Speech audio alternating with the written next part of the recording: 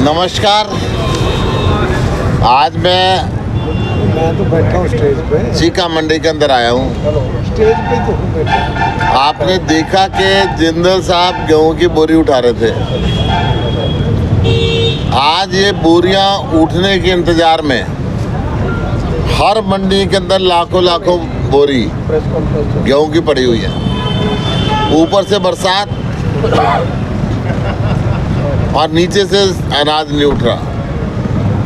इन्होंने जानबूझ के अपने जो चाहते लोग हैं उनको ठेका दे रखा उठान के लिए। वो जानबूझ के उठान नहीं कर रहे। किसान खेत से अनाज उठा के मंडी तक नहीं ला पा रहा पूरा, क्योंकि मंडी के अंदर जगह नहीं है। मंडी के बाहर सैकड़ों ट्रालियां खड़ी हुई हैं अनाज भर के। और जब मंडी में जगह नहीं मिल रही है, ना मजदूर मिल रहे, ना बारदाना मिल रहा। आवाज तो है अनाज की, परंतु खरीदारी जीरो होती जा रही है। किसान क्या करे? किसान सिर्फ नुकसान उठा रहा है। और हर दफा भारतीय जनता पार्टी यही करती है। अभी चीका मंडी के अंदर आप देखो, लाखों कट्टे पड़े हुए हैं, कोई उठान नहीं हो पा रहा है। छोटे किसान के पास साधन नहीं होता कि अपने साधन से बाजार के अंदर, मंडी के अंदर गेहूँ लाए। वो किराए पे लाता है, और जब 5-5, 7-7 दिन तक नंबर नहीं आता तो वो किराया उसको मारता है।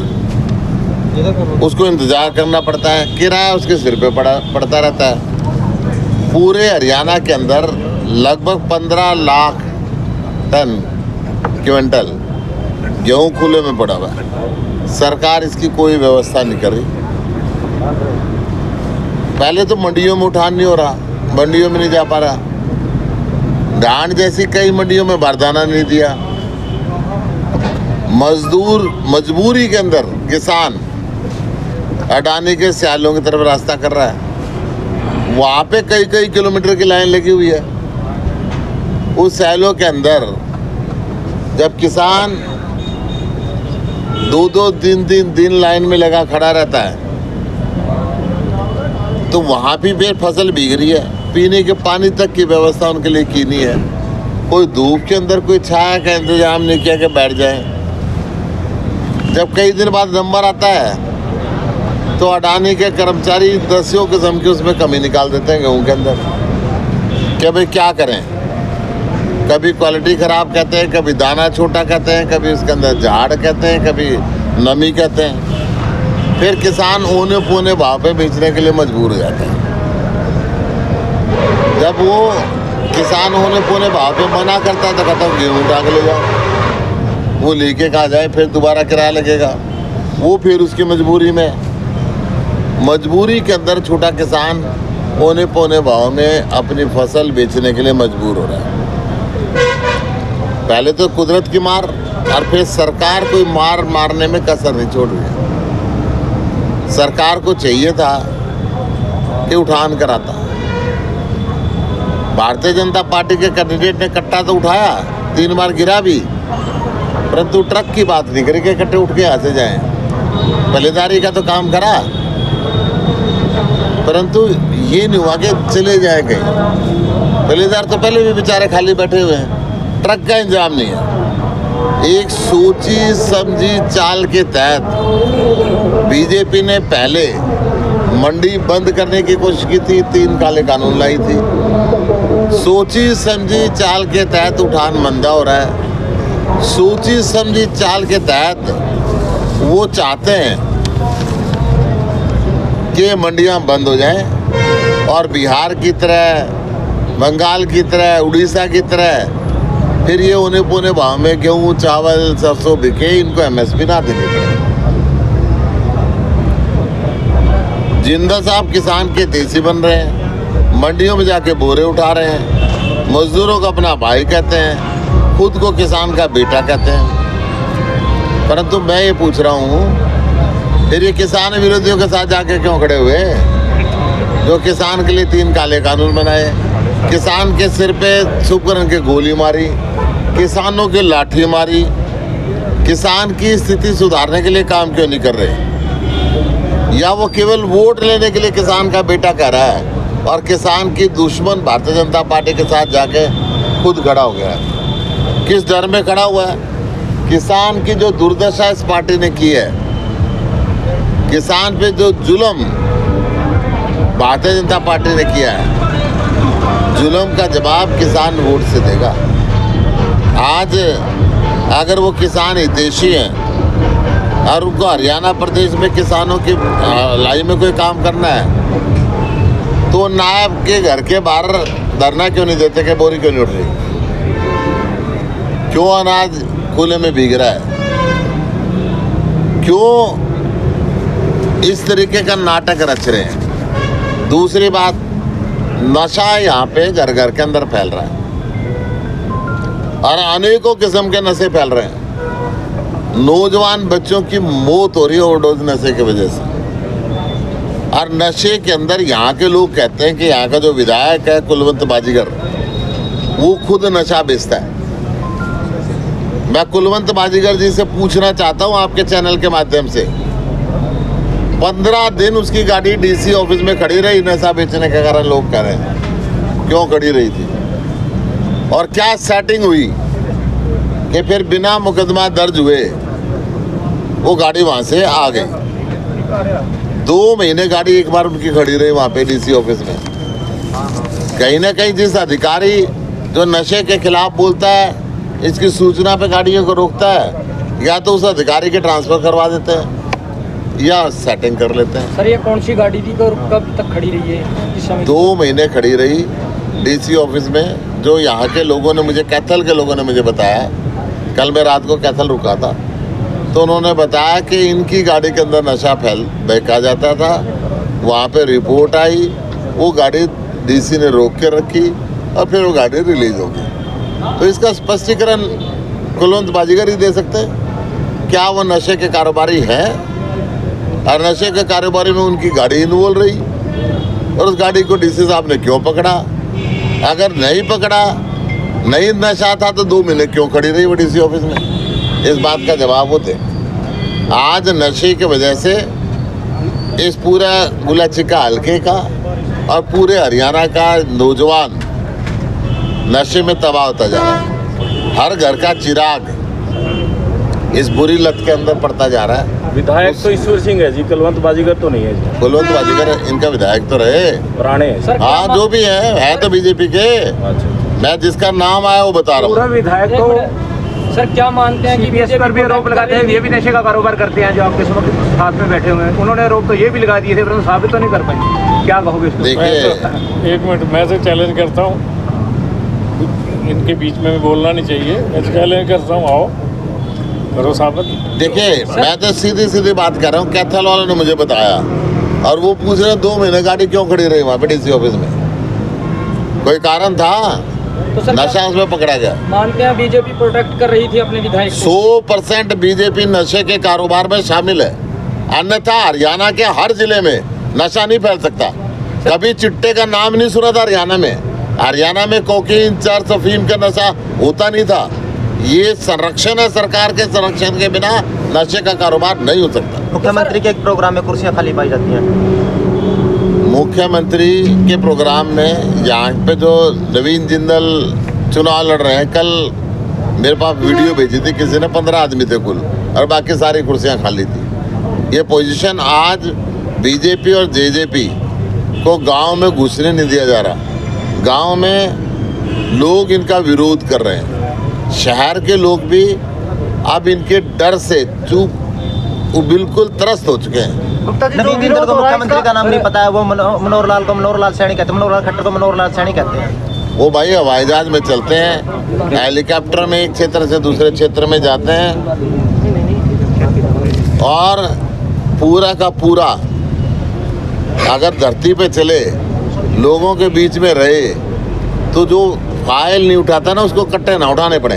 ये पूछने पर उनका ये कहना था कि मैं स्वतंत्र हूँ, बाहर भी जा सकता हूँ और हवाई जहाज में भी, हेलीकॉप्टर में भी घूम सकता हूँ। रहे, स्वतंत्र रहे, रहना अच्छी बात है, परंतु प्रदेश की जनता, हल्के की जनता जब एमपी चुनती है तो वो इमरजेंसी भी होती है। हल्के में किसी का एक्सीडेंट भी जाता है, कहीं आग भी लग जाती है, अगर उससे संपर्क ही नहीं कर पाए तो ऐसा एमपी किस काम का?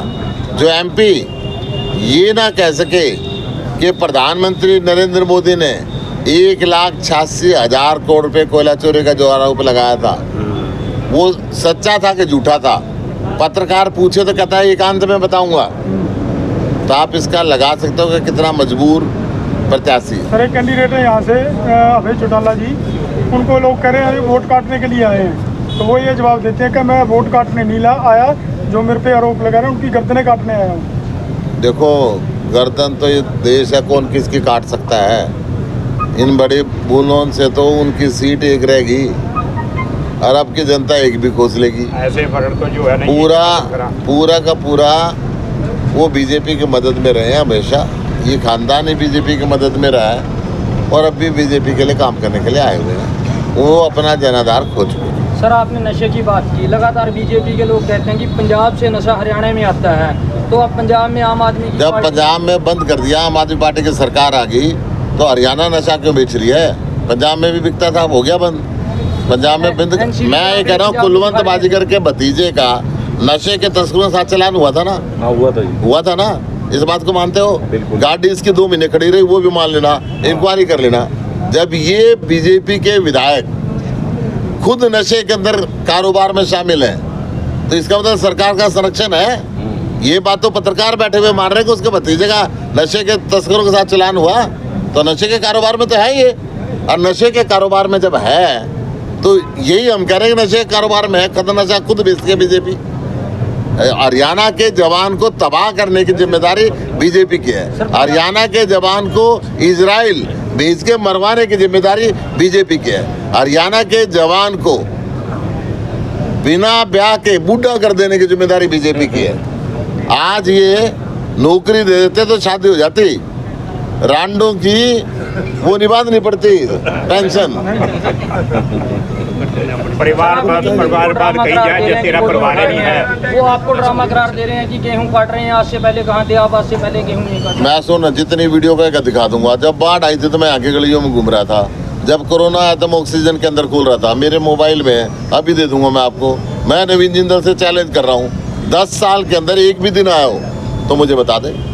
संसद के अंदर मैंने हरियाणा के बेरोजगारों की आवाज़ उठाई, संसद के अंदर मैंने हरियाणा के किसानों की आवाज़ उठाई, संसद के अंदर मैंने हरियाणा के व्यापारियों की आवाज़ उठाई, हरियाणा के अपराध की आवाज़ उठाई, हरियाणा के अंदर भ्रष्टाचार की आवाज़ उठाई। उसने एक आवाज़ उठाई हो, मैं चैलेंज कर रहा हूँ। बीजेपी का एक आरोप ये भी है कि आपके द्वारा लगातार आरोप लगाए जाते हैं, चाहे कुरुक्षेत्र के पार्क की बात हो चाहे अन्य बातों की हो, लेकिन उसको किसी भी प्लेटफॉर्म पर प्रूव नहीं किया जाता। अब प्रूव कर दिया ना कुलवंत बाजीगर नशे में शामिल है, तो हमने मान लिया कि उसके साथ चलान हुआ था। और कैसे प्रूव होता है बताओ? क्या प्रूव कराना मैं अभी करता हूँ?